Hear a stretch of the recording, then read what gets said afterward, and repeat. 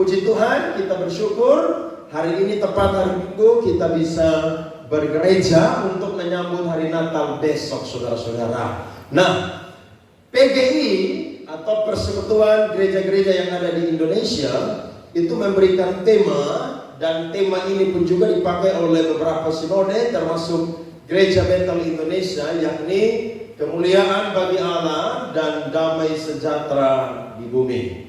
Nah, pagi hari ini saya akan bicara firman Tuhan ini. Mari kita buka Alkitab kita, Injil Lukas pasalnya yang kedua, ayatnya yang ke-8 sampai ayatnya yang ke-20. Saya akan bahas, saudara-saudara, dari tema ini ada dua bagian. Nah, hari ini saya akan bahas tentang frasa atau part yang berbunyi kemuliaan bagi Allah. Nanti besok saya akan bahas frasa yang kedua atau lirik yang kedua yang berbunyi damai sejahtera di bumi di antara manusia yang berkenan kepada Tuhan. Baik, mari kita mulai. Gembala-gembala. Di daerah itu ada gembala-gembala yang tinggal di padang menjaga kawanan ternak mereka pada waktu malam. Ayat 9, saudara, mulai. Suara keras, 2, 3.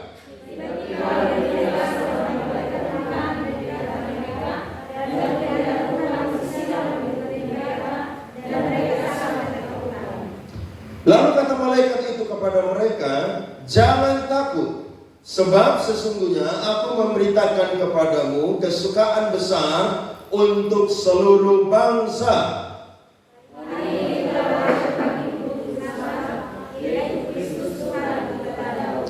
Dan inilah tandanya bagimu, kamu akan menjumpai seorang bayi dibungkus dengan lampin dan terbaring di dalam palungan.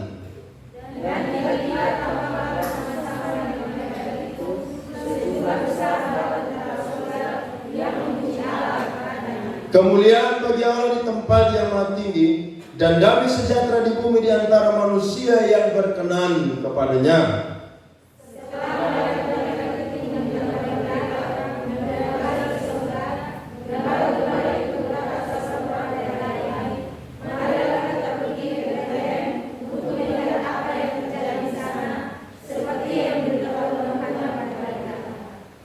Lalu mereka cepat-cepat berangkat dan menjumpai Maria dan Yusuf dan bayi itu yang sedang berbaring di dalam palungan.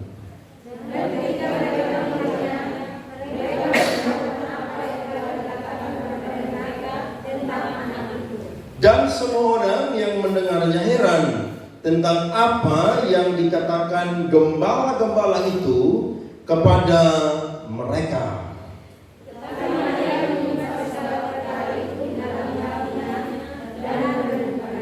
Sama-sama, maka kembalilah gembala-gembala itu sambil memuji dan memuliakan Allah karena segala sesuatu yang mereka dengar dan mereka lihat, semuanya sesuai dengan apa yang telah dikatakan kepada mereka. Tepuk tangan untuk firman Tuhan ini, saudara-saudara.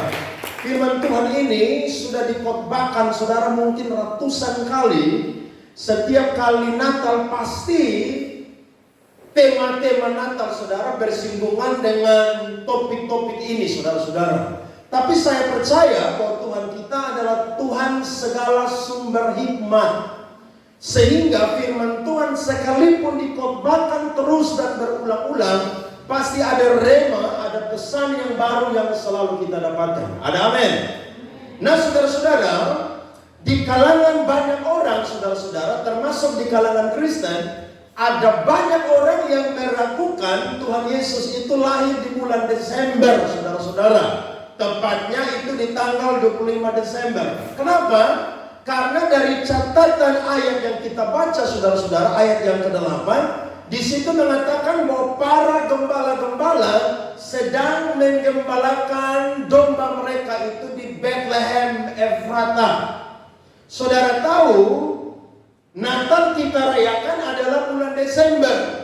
Dan itu, saudara, dari tahun ke tahun terus dirayakan. Tapi ada orang-orang yang ingin untuk menjatuhkan atau menggagalkan apa yang sudah ada bertahun-tahun. Sehingga mereka katakan tidak mungkin Yesus Kristus itu lahir di bulan Desember. Sebab apa? Sebab tidak mungkin ada gembala-gembala yang ada di padang merayakan menggembalakan domba mereka padahal sedang musim hujan. Tapi saudara-saudara, ada data dan saya ingin memberikan data ini untuk menjadi latar belakang supaya saya dan saudara yakin bahwa Tuhan Yesus itu pernah lahir. Dan kalau hari ini semua gereja merayakan di bulan Desember, gereja-gereja Ortodoks Koptik itu merayakan di bulan Januari, kita tetap pada satu kesimpulan bahwa Kristus pernah lahir dan dia lahir bukan hanya sekedar jadi bayi, tapi dia jadi Tuhan dan Juru Selamat. Amin. Saudara-saudara, dirayakan di Yerusalem pada yang namanya tanggal 25 Kislev. Yakni ada satu perayaan atau festival namanya adalah Festival Penebisan Bayi Allah. Kalau saudara baca dalam Injil Yohanes pasal 7, itu disebut Hari Raya Hanukkah, saudara-saudara. Nah, perayaan ini dirayakan kurang lebih saudara di bulan Desember dan itu dirayakan selama 8 hari. Saya mendengar coba pembahasan dari salah satu pendeta, teolog dan seorang pakar yang luar biasa di Indonesia namanya Pak Bambang Nursena. Dia pun menjelaskan tentang hal ini bahwa untuk meyakinkan bahwa Yesus Kristus itu lahir di bulan Desember, ada satu hari raya orang Yahudi namanya adalah Hari Raya Hanukkah yang dirayakan pada bulan Desember. Perayaan ini dimaksudkan untuk memperingati penyucian kembali bait Allah pada tanggal 25 Kislev 165 sebelum Masehi oleh kelompok namanya Makabe. Apa itu saudara-saudara? Makabe adalah para pemimpin pasukan pemberontak Yahudi yang mengambil alih Yudea, yang pada saat itu telah menjadi provinsi kekaisaran Seleukia.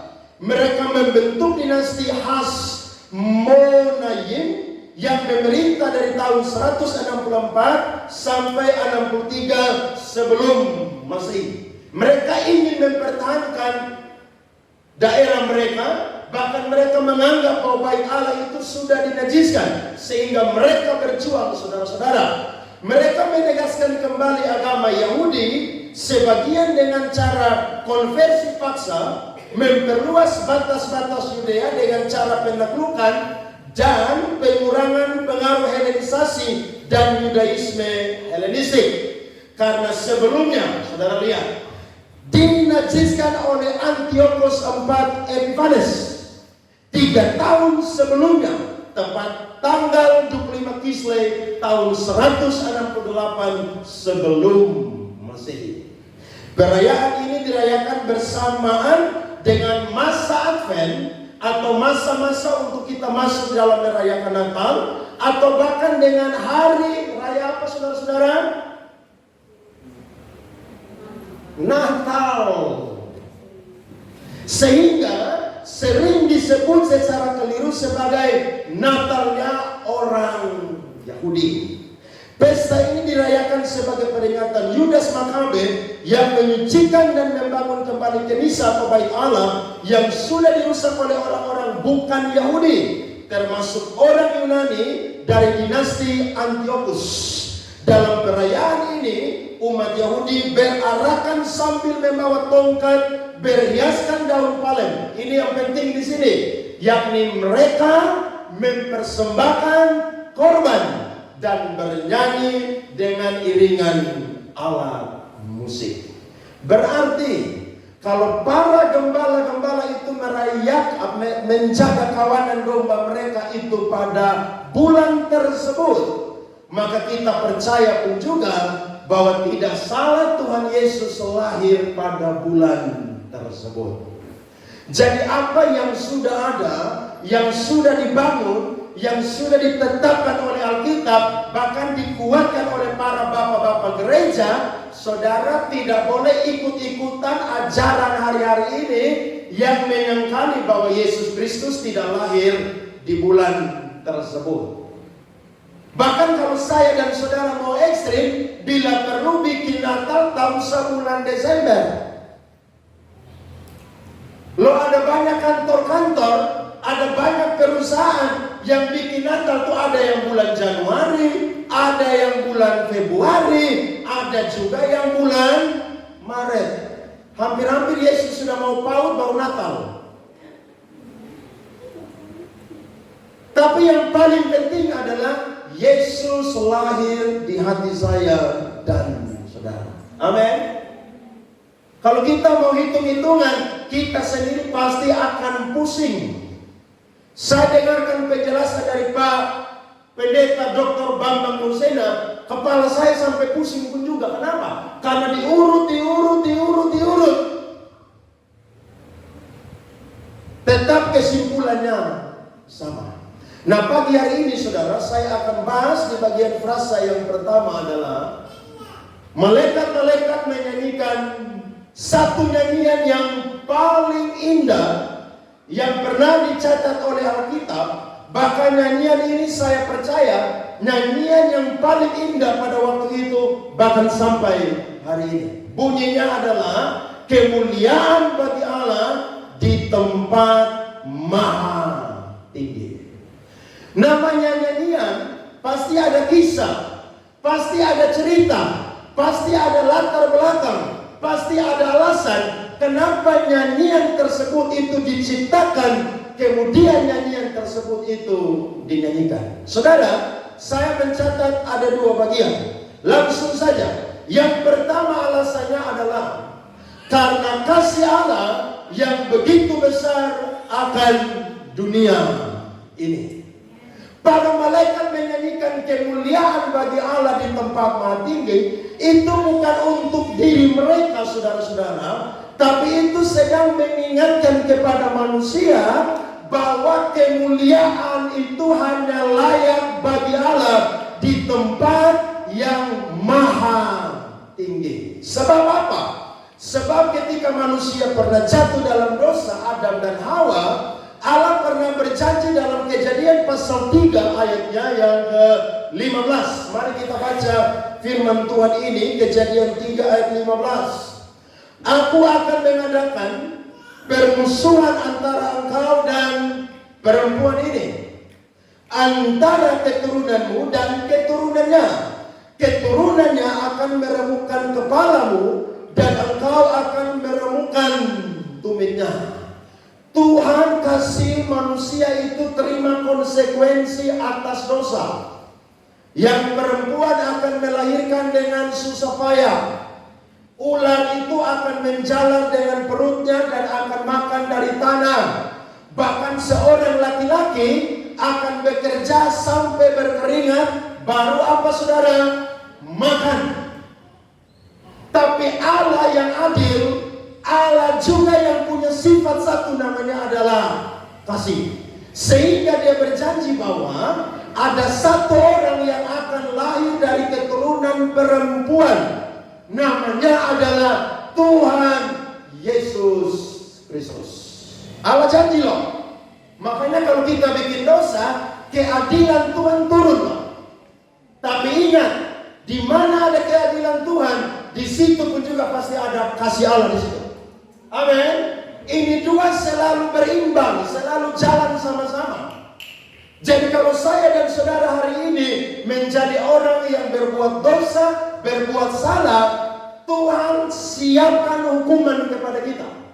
Tapi ingat, pengampunan belas kasihan Tuhan pun juga turun atas saya dan saudara.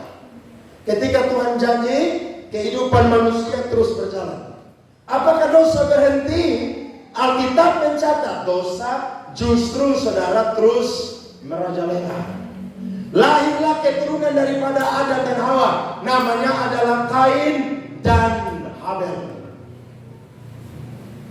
Mereka dua mempersembahkan korban, tapi persembahan daripada Kain tidak diterima.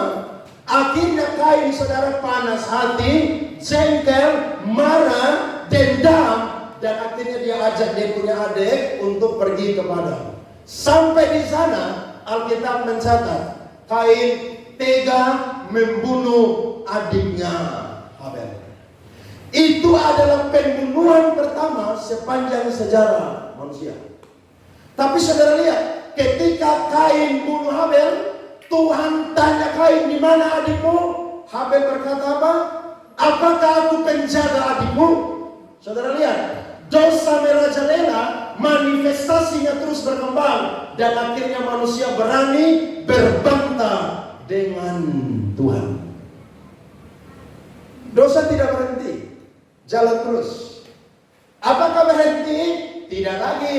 Keturunan Sem itu banyak, keturunan Kain itu banyak. Alkitab mencatat, saudara, ada satu keturunan Kain namanya Lamek. Lamek adalah laki-laki pertama yang melakukan poligami sepanjang sejarah manusia. Bahkan dia pun juga membunuh seorang laki-laki yang memukul dia. Ketika dia pulang, dia cerita kepada istrinya 2 orang. Dia berkata bahwa saya baru saja bunuh orang. Dan Alkitab mencatat, dia bangga dengan dosanya. Dari manusia yang berani lawan Tuhan, jadi apa saudara? Bangga. Apakah dosa berhenti? Tidak. Dia jalan terus saudara, sampai kepada generasinya Nuh. Alkitab mencatat, semua orang manusia punya kelakuan rusak. Maka Allah ambil inisiatif saudara-saudara untuk yang namanya bunuh manusia. Maka Tuhan kirim air bah. Berapa hari saudara? Berapa hari? Berapa hari? Masih ada yang ngantuk saya lihat. Berapa hari? 40 hari, 40 malam. Dan semua orang mati. Yang selamat berapa orang? 8 orang. Nuh, istrinya, 3 orang anaknya, dan 3 orang menantunya. Ada pendeta tanya, siapakah nama istri Sem, Ham, dan Yafet? Tidak ada yang bisa jawab. Jawabannya adalah Nyonya Sem, Nyonya Ham, dan Nyonya Yafet. Dosa terus berkembang saudara. Tuhan bunuh manusia. Tapi apakah ketika air bah selesai, Nuh dan keturunannya selamat, dosa berhenti? Tidak saudara-saudara. Justru Kejadian 11 mencatat semua manusia berkumpul dan mereka datang ke satu tanah namanya Tanah Sinear. Mereka bikin yang namanya apa? Menara Babel. Untuk apa? Cari nama. Alkitab mencatat tidak ada yang tidak dilakukan oleh manusia yang tidak akan pernah tidak bisa. Maka Allah turun tangan mengacaukan mereka. Dan sejak hari itu semua manusia itu tersebar. Apakah dosa berhenti? Tidak. Dosa jalan terus. Apakah juru selamat itu saudara sudah datang? Belum. Zaman Abraham, zaman Ishak, zaman Yakub, sampai kepada Yusuf, sampai kepada Musa, manusia tetap hidup dalam dosa. Tapi saya mau berkata, kalau Allah janji, Dia adalah Allah yang setia. Dia tidak akan pernah melupakan perjanjiannya. Amin. Maka pada zaman satu nabi namanya Yesaya bernubuat saudara, bahwa ada satu perempuan muda. Banyak penafsir sepakat bahwa perempuan muda itu adalah perempuan yang perawan, yakni Maria, akan melahirkan seorang anak laki-laki. Dialah yang akan menjadi juru selamat. Mari baca Yesaya 7 ayat 14, saudara-saudara. Yesaya pasal 7 ayatnya yang ke-14. Sebab itu Tuhan sendirilah yang akan memberikan kepadamu suatu pertanda. Sesungguhnya seorang perempuan muda mengandung apa saudara-saudara? Dan akan melahirkan seorang anak laki-laki, dan ia akan menamakan dia Immanuel. Manusia jatuh, Tuhan janji. Lewat ribuan tahun saudara, 700 tahun sebelum Yesus ada, justru janji Allah kembali diulang kepada umat pilihannya. Bahkan tidak berhenti di situ. Tuhan pakai firman lewat Yeremia. Tuhan pakai firman lagi lewat Nabi Mika, yang berbunyi dalam Mika 5 ayat 1 saudara-saudara. Tetapi engkau, hai Bethlehem Efrata, hai yang terkecil di antara kaum-kaum Yehuda, daripadamu akan bangkit bagiku. Banyak orang atau seorang? Seorang yang akan memerintah Israel, yang permulaannya sudah sejak purbakala, sejak dahulu kala. Amin. Jadi Tuhan kita Alfa dan Omega. Kalau ada yang bilang dia baru jadi Tuhan waktu dia inkarnasi, itu pendeta yang tidak baca Alkitab. Dia memang Tuhan. Dia tidak berawal dan tidak berakhir. Tuhan ulang janjinya, saudara-saudara. Dan teks yang kita baca hari ini, tepat pada waktunya, Tuhan utus satu malaikat, namanya adalah Gabriel. Gabriel tidak datang kepada para imam. Gabriel tidak datang kepada para rohaniawan Yahudi. Tapi Gabriel diutus kepada satu kelompok yang miskin, yang kecil, yang terpinggirkan, yakni kelompok para gembala-gembala. Yang lain lagi tidur. Tapi mereka sedang apa, saudara? Jaga kawanan ternak mereka di padang. Tanpa mereka sadar dan tahu, mereka dapat perkenanan Tuhan. Malaikat Gabriel datang, saudara-saudara, dan berkata kepada mereka. Alkitab mencatat, jangan takut. Mereka ketakutan. Sebab memang 400 tahun sebelumnya Allah tidak pernah bersuara kepada satu orang nabi pun yang Tuhan suruh. Makanya ketika mereka lihat cahaya yang begitu terang, mereka ketakutan. Apalagi mereka adalah kelompok orang-orang bawah. Saya pernah khotbah firman, saudara, beberapa tahun yang lalu, itu tentang orang Majus dan para gembala. Siapakah orang Majus? Mereka orang-orang terpelajar, mereka orang-orang kaya.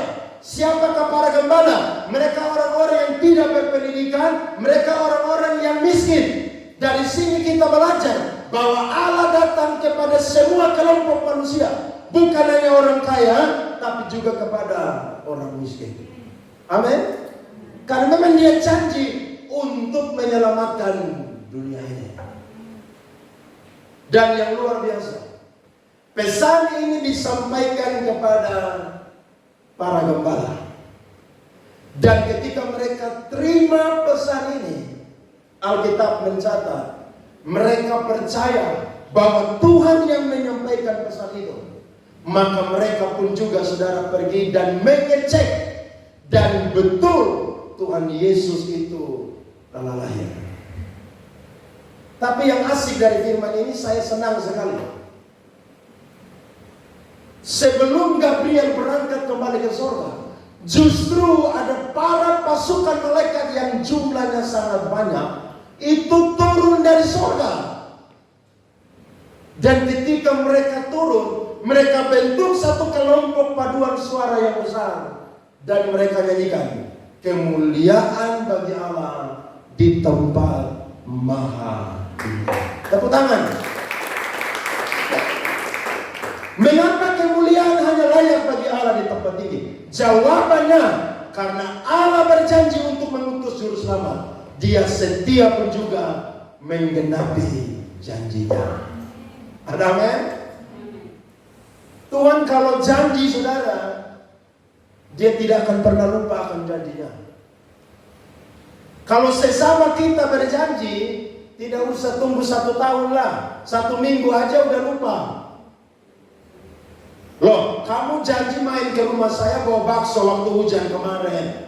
Saya tunggu-tunggu, udah lusa nih. Kamu tidak datang-datang. Aduh maaf, saya lupa. Tapi kalau Tuhan yang janji, dia tidak akan pernah lupa.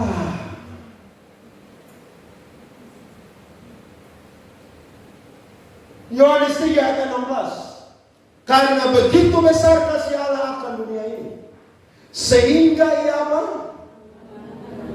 Rela mengaruniakan anaknya yang tunggal, supaya setiap orang yang percaya kepadanya tidak binasa, melainkan beroleh hidup yang kekal.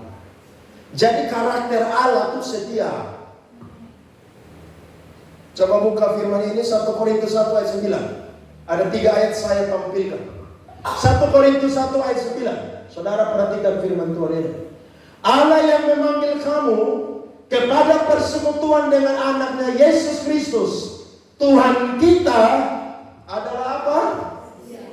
Setia. 1 Tesalonika 5 ayat 24.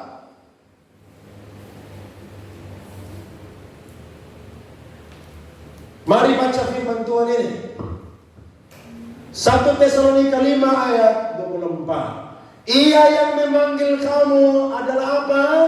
Setia. Ia juga akan apa? Menggenapinya. Lihat tuh, karakter Tuhan itu apa? Setia. Dan ayat terakhir 1 Korintus 10 ayat 13. Ini keren ayat ini. Semua orang Kristen kalau ada tantangan pasti selalu hafal ayat ini. Dan ingat ayat ini. Mari. Pencobaan-pencobaan yang kamu alami ialah pencobaan-pencobaan biasa yang tidak melebihi kekuatan manusia. Sebab Allah apa? Sudah berapa kali saya kasih ayat? Sebab Allah setia, dan karena itu Ia tidak akan membiarkan kamu dicobai melampaui kekuatanmu, dan seterusnya. Jadi kalau Allah janji untuk saya dan saudara, lambat atau cepat, Dia pasti setia menggenapinya. Amin.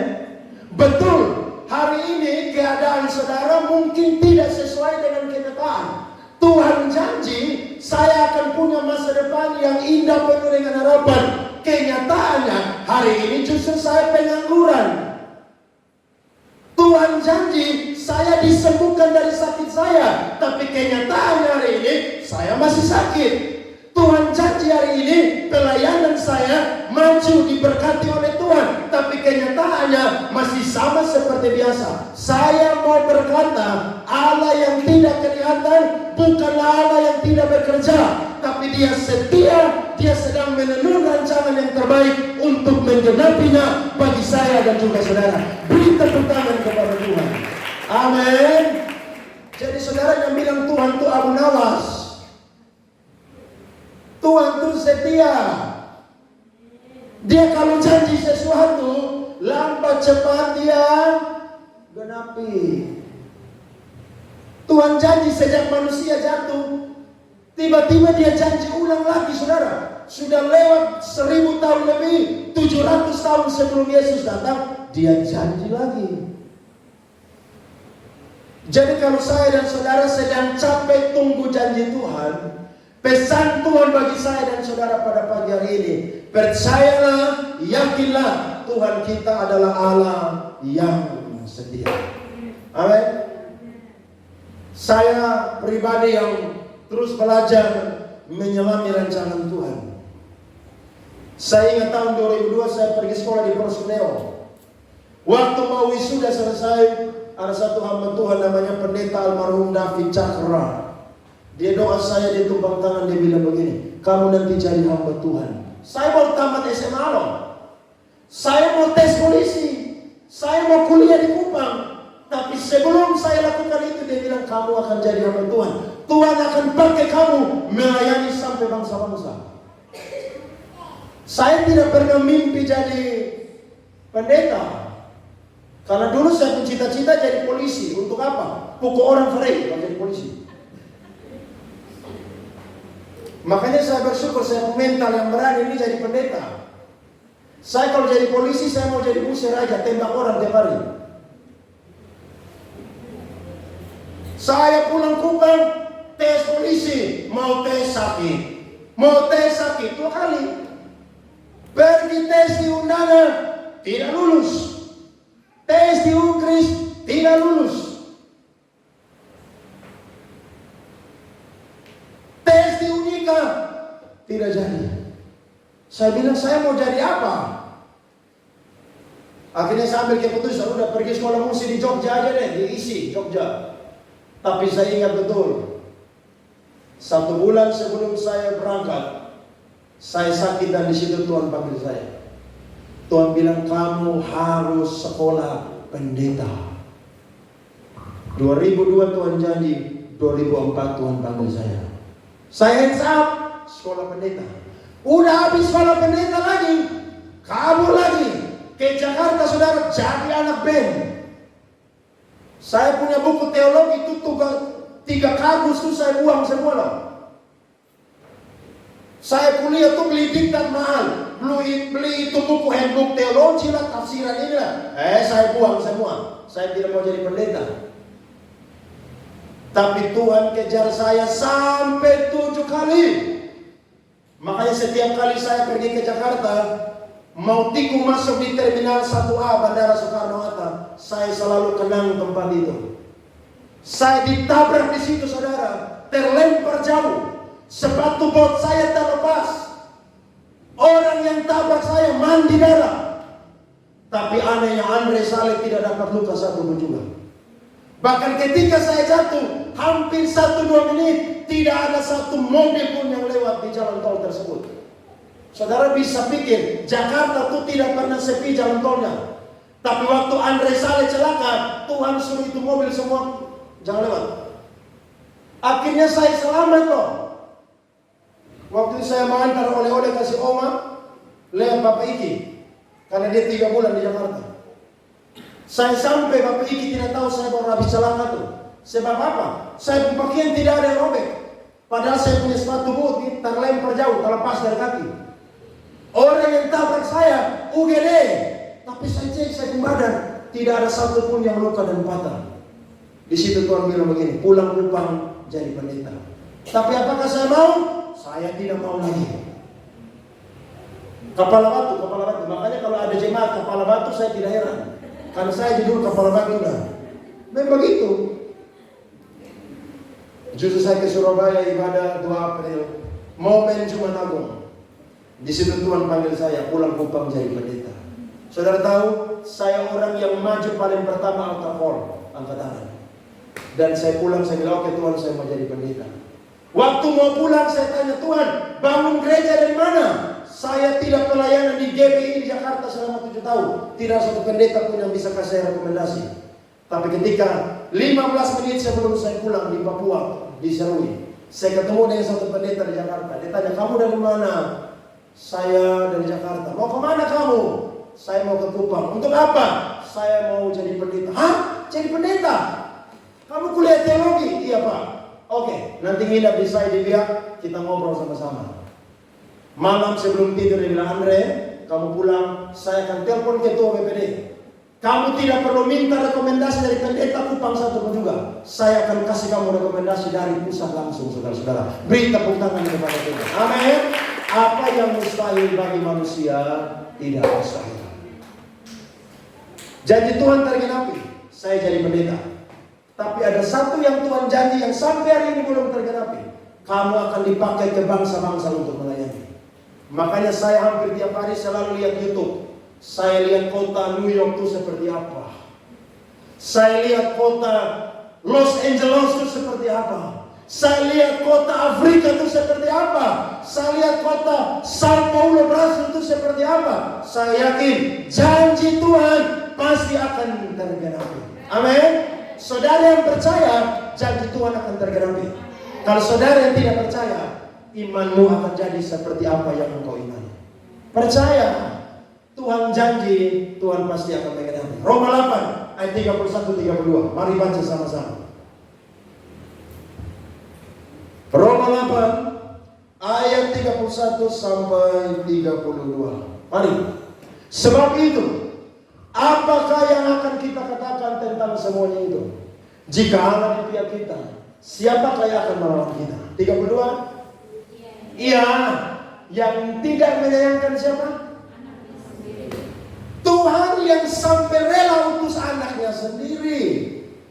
Tetapi yang menyerahkannya bagi kita semua. Bagaimanakah mungkin ia tidak apa?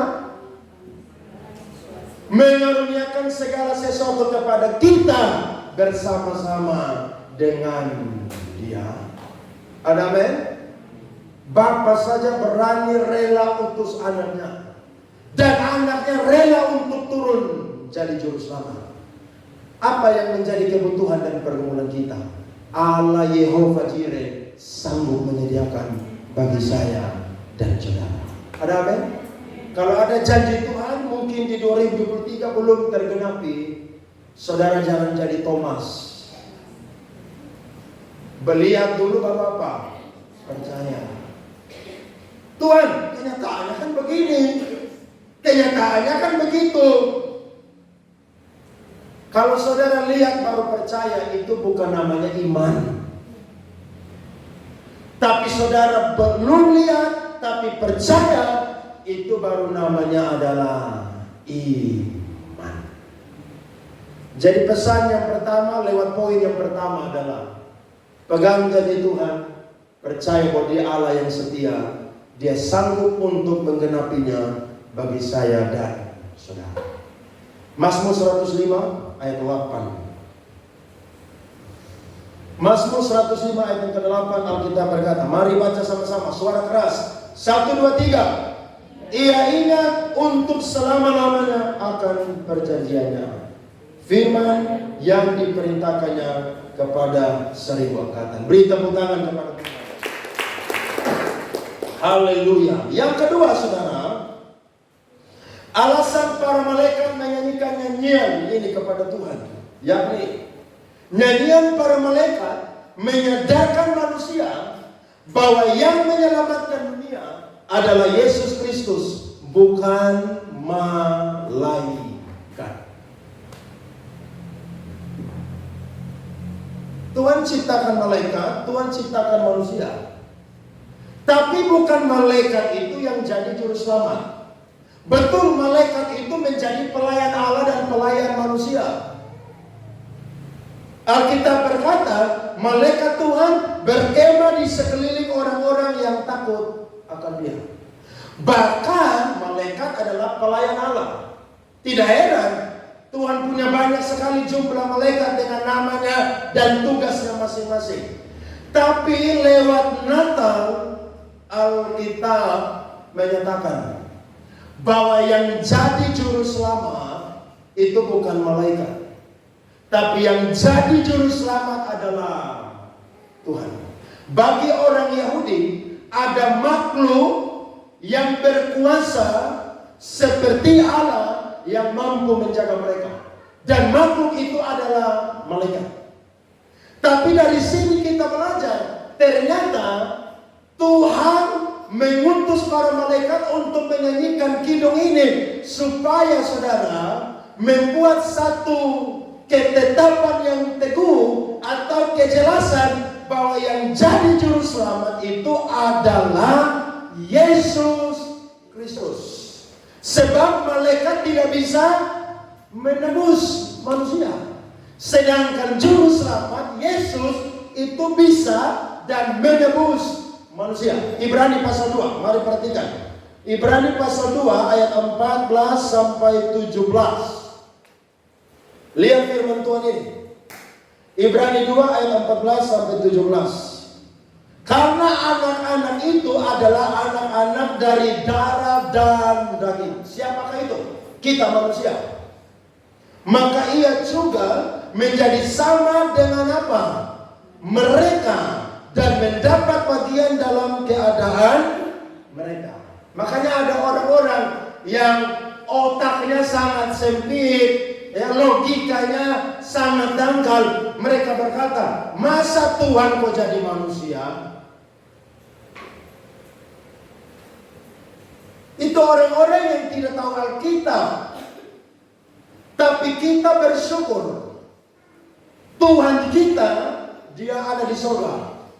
Tapi Dia rela inkarnasi turun jadi manusia. Mengapa Dia jadi manusia? Ada yang bisa jawab? Kalau ada yang bisa jawab, saya kasih Coca-Cola 1 botol pulang. Jawabannya, Karena dia mau menyelamatkan manusia. Sehingga dia harus jadi apa? Manusia. Saya baca buku dari Charles Paul tentang kaum pilihan Allah. Dia jelaskan satu topik menarik sekali. Apa alasannya Allah jadi manusia? Dia kasih contoh saudara, masuk akal sekali. Para petani sedang membajak tanah. Tiba-tiba ada seorang yang melihat ada sebongkah sangkar semut yang di dalamnya itu ada banyak sekali semut. Sebentar lagi semut-semut itu akan dicangkul dan akan mati. Maka dia berteriak supaya semut-semut itu pergi dari situ. Tapi dia berulang-ulang kali melakukan itu. Tapi semut tidak mendengarnya. Pertanyaannya, bagaimana supaya semut bisa mendengar dan pergi dari situ? Jawabannya, dia tidak boleh tetap jadi manusia. Dia harus jadi apa? Jadi apa? Jadi apa? Jadi apa? Jadi apa? Barulah semut tahu suara dia. Nah, begitu pun juga dengan kita. Kalau Tuhan tidak jadi manusia, tidak ada yang akan mati di Kalvari dan menebus dosa saya dan saudara. Tapi karena dia jadi manusia, sehingga dia pantas disebut sebagai juru selamat. Lanjut, supaya oleh kematiannya ia memusnahkan dia, yaitu iblis yang berkuasa atas maut, dan supaya dengan jalan demikian ia membebaskan mereka yang seumur hidupnya berada dalam perhambaan oleh karena takutnya kepada maut. Sebab sesungguhnya, mari lihat firman Tuhan ini, bukan malaikat-malaikat yang ia kasihani, tetapi siapa?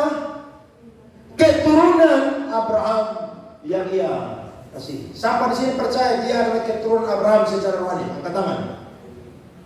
Masih ada yang ragu saudara bukan keturunan Abraham secara rohani? Kita ini keturunan Abraham secara rohani.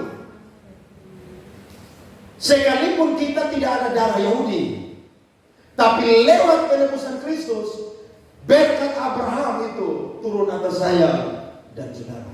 Waktu malaikat jatuh, Tuhan buang.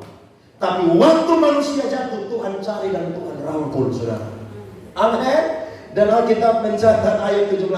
Itulah sebabnya, maka dalam segala hal ia harus disamakan dengan saudara-saudaranya, supaya ia menjadi imam besar yang menaruh belas kasihan dan yang setia kepada Allah untuk mendamaikan dosa seluruh bangsa. Amin. Jadi juru selamat kita tidak ada lain, cuma satu, Yesus Kristus. Jadi kalau malaikat aja bukan juru selamat, maka saya dan saudara tidak boleh sembah-sembah yang lain. Ya, tidak boleh ada yang simpan akar-akar di dompet, itu tidak boleh. Kalau ada banyak orang Kristen masih suka simpan akar-akar di dompet, itu jimat buat dia, supaya kemana-mana aman begitu. Lu aman kalau ada Immanuel yang beserta dengan lu. Amin. Ada yang masih suka simpan patung-patung di rumah. Ada yang masih suka ke kuburan-kuburan untuk apa? Bicara di sana. Saudara baru pergi lihat orang tua punya kubur, bersihkan. Saya kasih kesempatan bersihkan. Tapi jangan sampai sana saudara ngomong-ngomong, Bapak mau Natal ini tidak ada baju baru. Loh, kalau tidak ada minta di opa, oma, to, teo. Jangan diminta di kuburan sana. Dia aja tidak bisa tolong dia punya diri, saudara minta. Ada yang masih suka kemana? Ke pohon-pohon, bertapa di sana, menyembah di sana. Ada yang masih suka gunung-gunung tertentu. Untuk apa? Bertapa di sana, minta kekayaan, minta kesuksesan, minta kesembuhan. Saya mau berkata, Yesus sumber segala sesuatu. Karena dia bukan sekedar sumber berkat, dia juru selamat, saudara-saudara. Amin. Jadi kita bangga punya Tuhan yang luar biasa. Lihat Ibrani 1 ayat 6. Ibrani pasal 1 ayat yang ke-6, firman Tuhan berkata, dan ketika ia membawa pula anaknya yang sulung ke dunia, ia berkata, semua malaikat Allah harus menyembah Yesus. Jadi kita bersyukur punya Tuhan yang hidup, Tuhan yang dekat dengan kita, Allah yang sehakikat dengan Allah, tapi rela mengambil rupa seorang hamba hanya untuk menyelamatkan setiap orang yang berkenan kepadanya. Hari ini pastikan kalau saudara mati, saudara yakin saya mati masuk surga. Atau ada yang belum percaya mati masuk surga? Harus percaya.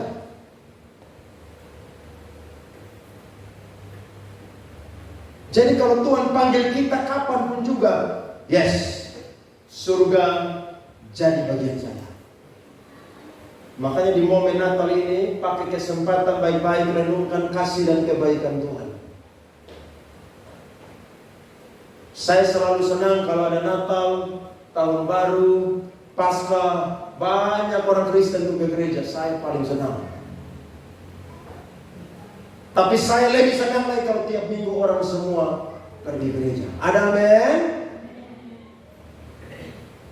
Kemarin saya dengar satu pendeta khotbah. Amerika pernah utus orang yang pergi ke bulan ya. Itu kalau ke bulan itu butuh oksigen satu hari 3 miliar. Kalau dikalikan 365 hari berapa tuh? Bapak Yeki orang proyek tuh pasti pintar hitung tuh. Atau ada di sini yang kuliah akuntansi pasti cepat hitungnya tuh. Pergi ke bulan oksigen satu hari 3 M. Saya dan saudara menurut catatan satu hari hanya oksigen saja 1,5 juta. 1 tahun berapa tuh? Kali sendiri aja deh. Saya dan saudara bisa balas Tuhan punya kebaikan? Bisa? Tidak ada yang bisa. Bagaimana bisa balas kebaikan Tuhan?